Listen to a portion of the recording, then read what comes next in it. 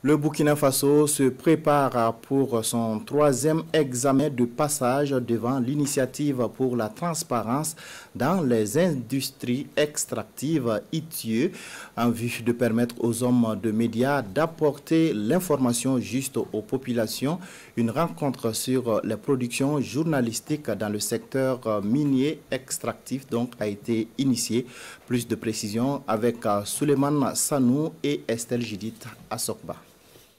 Après 2 évaluations réussies en 2017 et 2019, le Burkina Faso affûte ses armes pour passer encore avec brio le 3e passage devant l'ITIE international, l'initiative pour la transparence dans les industries extractives.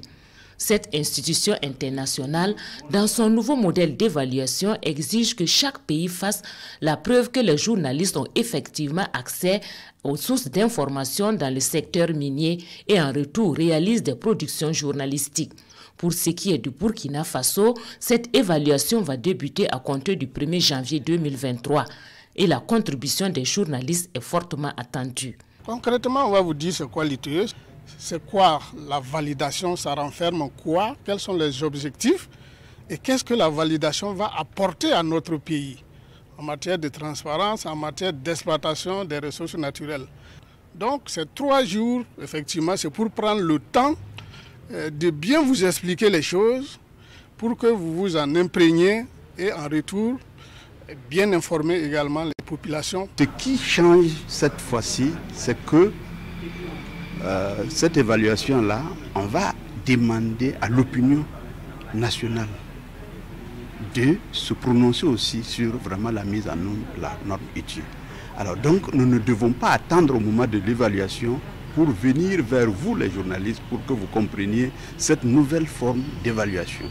Cette rencontre d'information et d'échange avec les hommes de médias qui se déroule actuellement à Koudougou va aussi consister à recenser et à analyser toutes les productions journalistiques en lien avec les thématiques du secteur minier sur la période 2020-2022.